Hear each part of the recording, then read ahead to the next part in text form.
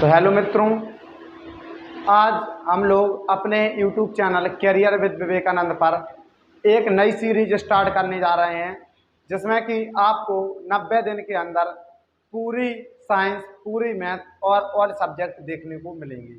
आपके अपने YouTube channel career with Vivekanand पर पहले हम लोग विज्ञान की श्रृंखला को स्टार्ट करते हुए देख रहे हैं और विज्ञान में 3 भाग होते हैं: भौतिक विज्ञान, रसायन विज्ञान और जीव विज्ञान, जिसमें आज हम लोग पहले भौतिक विज्ञान का अध्ययन करेंगे। और भौतिक विज्ञान का जो पहला लेसन है, प्रकाश का परावर्तन एवं अपवर्तन, आज हम लोग उसका अध्ययन करेंगे, जिसमें हम लोग देख रहे होंगे प्रकाश का परावर्तन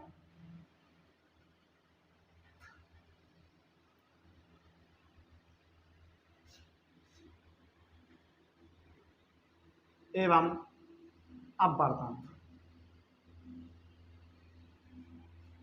अब क्वेश्चन ए आता है कि सर अच्छा स्कोर कैसे करें? क्या मुझे दिन रात पढ़ना चाहिए या आप जितना पढ़ाओगे उतने में काम हो जाएगा? तो मैं कहता हूं, अगर आपको 95 प्लस मार्क्स चाहिए तो जितना मैं पढ़ा रहा हूं उतना अगर आप लोग कर लोगे तो आपके साइंस के अंदर 95 नंबर सुनिश्चित है। तो जैसे मैं पढ़ाता जा रहा हूं, आप उसी श्रृंखला में पढ़ते जाएं और अपने व्यवस्थित नोट बनाते जाएं। जैसा मैं कहता जाऊं आप उसा करते जाएं। आप लोग एंड में एक वही परिणाम पा रहे होंगे जिसकी आपको आशा है कि मैं एक दिन ऐसा रिजल्ट लाऊंगा जिसमें हमारे 95, 98 और 100 नंबर होंगे। तो उसी के लिए हम मेहनत करेंगे और आपको मेहनत करना पड़ेगा। तो हम लोग देखते हैं पहले प्रकाश क्या है, व्हाट इज लाइट, यानी प्रकाश क्या है। तो हम लोग सबसे पहले देखते हैं प्रकाश क्या है। तो प्रकाश में मैंने सबसे पहला पॉइंट देखा, प्रकाश वैद्युत चुंबकीय तरंग है।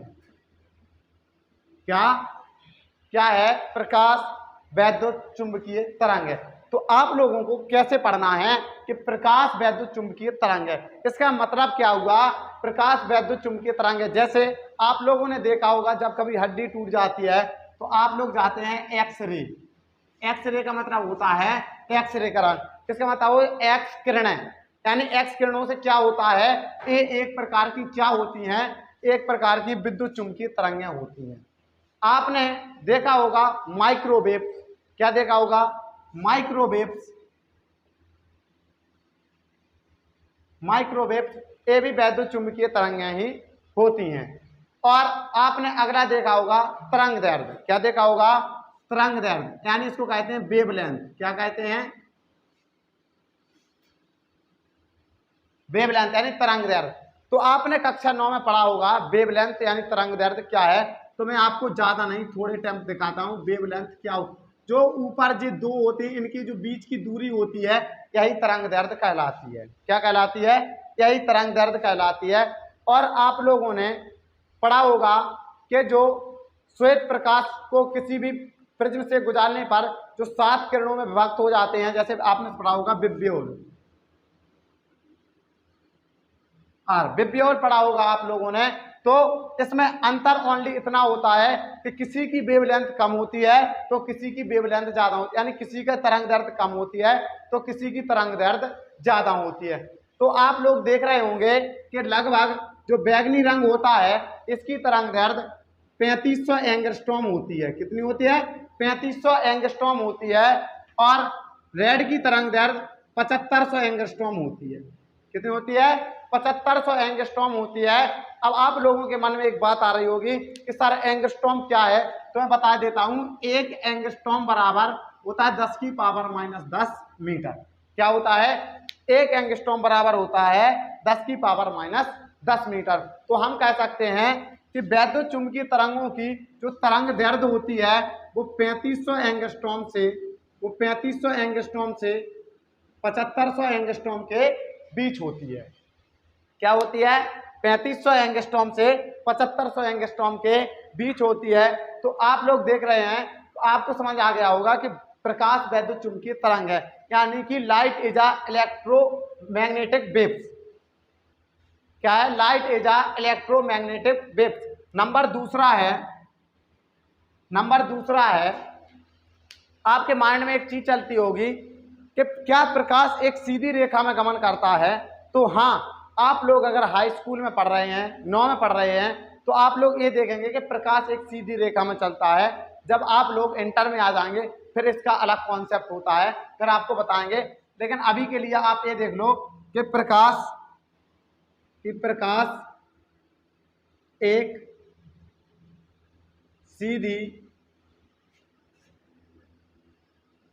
रेखा में गमन करता है। प्रकाश एक सीधी रेखा में गमन करता है।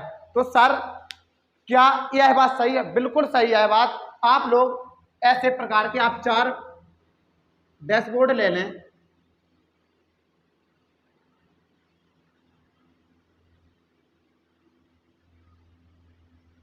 और इसमें देखें आप यहाँ पर कोई टॉर्च या आप मोमबत्ती वगैरह रख लें, क्या टॉर्च या आप मोमबत्ती वगैरह रख लें, और फिर देखेंगे यहाँ पर एक हम छिद्र करते हैं, एक यहाँ पर, एक यहाँ पर, एक यहाँ पर, और अगर हम लाइट ऐसी गुजारते हैं तो यह एक सीधी रेखा में गमन करती है। तो हम लोग कह सकते हैं प्रकाश एक सीधी रेखा में गमन करता है। और आप लोगों ने देख ही लिया होगा, जो एक रेखा में जाता है इसको हम लोग क्या कहते हैं? किरण। जो यह एक रेखा में गमन करता है इसको कहते हैं किरण। क्या कहते हैं? किरण।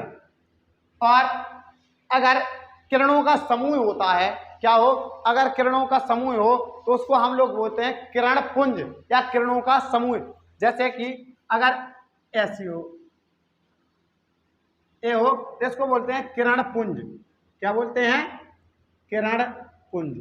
किरण पुंज क्या होता है? किरणों के समूह को किरण पुंज कहते हैं। क्या?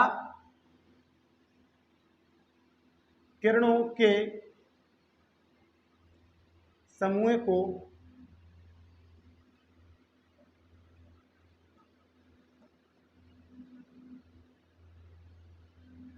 अगर आपसे कोई पूछे किरण पुंज क्या है तो आप लोग बता सकते हैं कि किरण पुंज वह होता है जो किरणों का समूह होता है, उसे किरण पुंज कहते हैं। तो आप लोगों ने 2 पॉइंट देखे हुए हैं, प्रकाश एक सीधी रेखा में गमन करता है और प्रकाश विद्युत चुंबकीय तरंग है। तो आपके माइंड में एक चीज आ रही होगी, क्या सर प्रकाश जो होता है माध्यम पर निर्भर करता है या नहीं करता है? तो आप लोग सुन लें, जो प्रकाश होता है प्रकाश को चलने के लिए किसी भी माध्यम की आवश्यकता नहीं होती है। प्रकाश किसी भी माध्यम में चल सकता है। जैसे आप लोग देखते होंगे यह आपका सूर्य,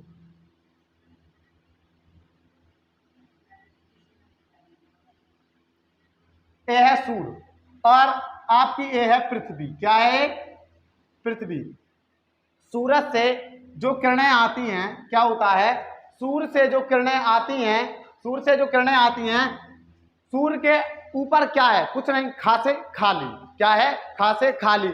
और अगर खासे खाली तो वहां पर क्या होगा? वहां पर होगा निर्वात। क्या होगा? निर्वात। क्या होगा? निर्वात। निर्वात का मतलब क्या होता है? सर निर्वात हम जानते नहीं। निर्वात का मतलब वो होता है जहां पर वायु कुछ भी ना हो, वह निर्वात कहलाता है। क्या कहलाता है? जहां पर वायु कुछ ना हो वह निर्वात कहलाता है। और जब यह वायुमंडल में आती है तो इस वायुमंडल में आने पर यह माध्यम होता है ठोस, द्रव और गैस। 3 माध्यम होते हैं। तो वायुमंडल पे आने पर इसको ठोस, द्रव और गैस। तो हम ये सोचते हैं कि सर यह निर्वात में भी चल लेती है, ठोस, द्रव, गैस में भी चल लेती है, तो माध्यम में इतने ही प्रकार के माध्यम होते हैं। तो हम कह सकते हैं प्रकाश को चलने के लिए किसी भी माध्यम की आवश्यकता नहीं होती है। क्या कह सकते हैं? प्रकाश को चलने के लिए किसी भी माध्यम की आवश्यकता नहीं होती है। प्रकाश को चलने के लिए किसी भी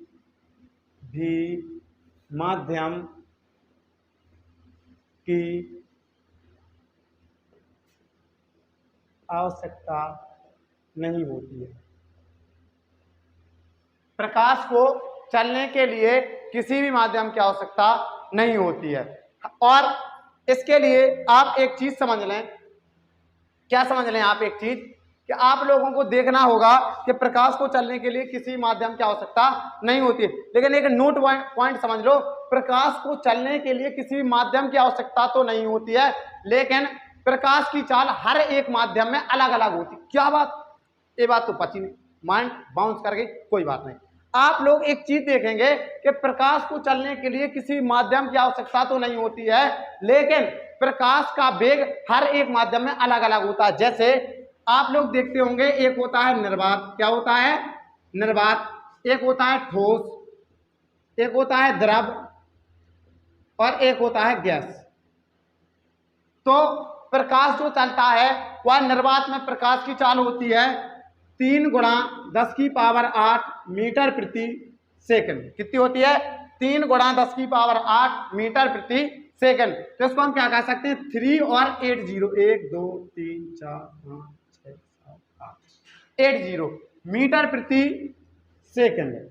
आपको पता है अगर मीटर को किलोमीटर में बदलना है तो 10⁻³ से मल्टीप्लाई करना पड़ेगा। अगर हम यहां से देखेंगे तो इसको हम क्या लग सकते हैं, 3 1 2 3 4 5 किलोमीटर प्रति सेकंड। क्या है, किलोमीटर प्रति सेकंड। तो इसको हम कैसा कह सकते हैं, इकाई, दहाई, सैकड़ा, हजार, दशा, लाख, 3 लाख किलोमीटर प्रति सेकंड। इसकी जो होती है इसको लिख सकते हैं 3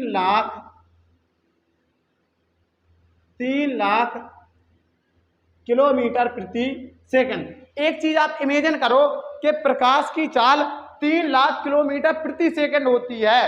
इसका एक सीधा सा मतलब है कि प्रकाश 1 सेकंड में 3 लाख किलोमीटर चल लेता है।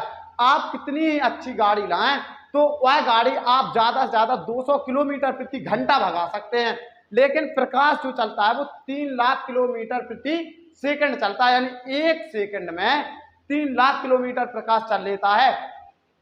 तो क्या सर, सूर्य से लेकर पृथ्वी के बीच की दूरी कितनी है, काफी है, लेकिन यह किरणें कितने मिनट में आ जाती हैं, तो कहा जाता है कि लगभग 8 मिनट और 24 सेकंड, 8 मिनट 24 सेकंड में सूर्य से आने वाली किरणें पृथ्वी पर आ जाती हैं। लेकिन जब यही ठोस में देखेंगे तो ठोस में प्रकाश की चाल कम होती है, यानी कम होने का मतलब है इससे अलग होती है। द्रव में अलग होती है और गैस में अलग होती है। तो हम कह सकते हैं कि जो हमारी प्रकाश की चाल होती है वो 3 लाख किलोमीटर प्रति सेकंड होती है।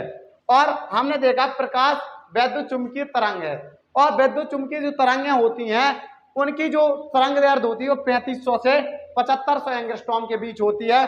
प्रकाश एक सीधी रेखा में गमन करता है, इसका आशय हमने बता दिया आपको। यहाँ आप एक मोमबत्ती लें और डैशबोर्ड कार्ड बनाएं और वहां से प्रकाश जो गुजरेगा वह एक सीधी रेखा में गुजरेगा, और जो हमारी प्रकाश जो गुजर रहा है उसको हम किरण कहते हैं, और जो प्रकाश की किरणें होती हैं उनके समूह को अपन प्रकाश किरण पुंज कहते हैं। अगला पॉइंट पढ़ा, प्रकाश को चलने के लिए किसी भी माध्यम की आवश्यकता नहीं होती। इसका मतलब यह है कि प्रकाश एक ऐसी चीज है जो किसी माध्यम पर निर्भर नहीं करती है, लेकिन प्रकाश का जो वेग होता है वो हर एक माध्यम में अलग अलग होता है। जैसे हम क्या कर सकते हैं कि निर्वात में प्रकाश की चाल अगर कोई पूछे तो 3 × 10⁸ मीटर प्रति सेकंड होती है, और यह 3 लाख किलोमीटर प्रति सेकंड होती है। यहाँ पॉज कर,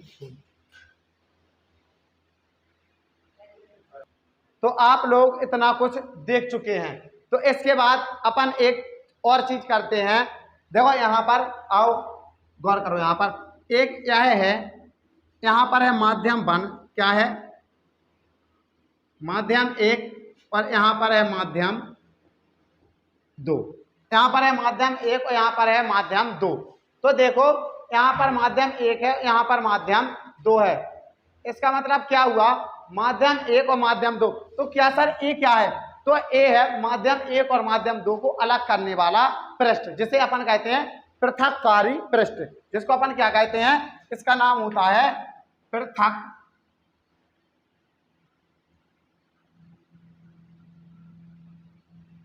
यह होता है पृथककारी पृष्ठ।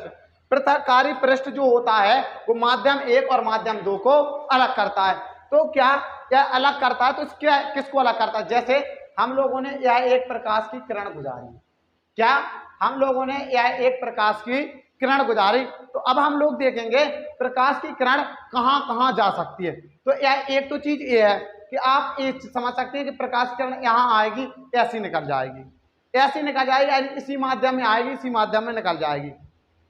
जैसे कि आपने देखा होगा, आपने अगर कोई बॉल किसी दीवार पर मारी होगी तो बॉल पुनः लौट आती है। इसी प्रकार अगर आपने यह प्रकाश किरण किसी पृथककारी पृष्ठ से टकरा कर अगर इसी माध्यम में पुनः वापस लौट जाती है, अगर इसी माध्यम में पुनः वापस लौट जाती है, तो हम लोग इस घटना को क्या कहते हैं? परावर्तन कहते हैं। इस घटना को हम लोग परावर्तन कहते हैं, यानी रिफ्लेक्शन कहते हैं। इस घटना को हम लोग क्या कहते हैं? परावर्तन नाम देंगे। क्या देंगे? परावर्तन। क्या नाम देंगे? परावर्तन, यानी रिफ्लेक्शन ऑफ लाइट, प्रकाश का परावर्तन। और एक ये हो सकता है कि हमारी प्रकाश की किरण ऐसी आए और हमारी प्रकाश की किरण दूसरे माध्यम में चली जाए। हमारी प्रकाश किरण दूसरे, अगर जब हमारी कोई प्रकाश की किरण होती है वह एक माध्यम से जब दूसरे माध्यम में आती है तो उसका क्या होता है कि वह अपने मार्ग से विचलित हो जाती है थोड़ा। तो इस घटना को हम लोग कहते हैं रिफ्रैक्शन ऑफ लाइट, यानी प्रकाश का अपवर्तन। क्या कहते हैं? इसका नाम देते हैं हम अपवर्तन। इसका नाम देते हैं हम लोग अपवर्तन। और प्रकाश एक प्रकार का और होता है, यानी प्रकाश का अवशोषण। तो सर प्रकाश का अवशोषण क्या होता है? यानी कि कोई भी चीज हो, प्रकाश वहां से आया और उसने प्रकाश को, यानी पृथककारी पृष्ठ ने प्रकाश को अवशोषित कर लिया, तो वह अवशोषित होने की घटना प्रकाश का अवशोषण कहलाती है। क्या कहलाती है? प्रकाश का अवशोषण कहलाती है। क्या कहलाती है? प्रकाश का अवशोषण कहलाती है। तो हमारा प्रकाश तीन प्रकार का हुआ, यानी प्रकाश का अपवर्तन, प्रकाश का परावर्तन और प्रकाश का अवशोषण। तो आज के लिए इतनी ही वीडियो। कल हम लोग प्रकाश का परावर्तन स्टार्ट करेंगे, प्रकाश का परावर्तन क्या होता है। तो जय हिंद और बाय बाय। इसके बाद कल।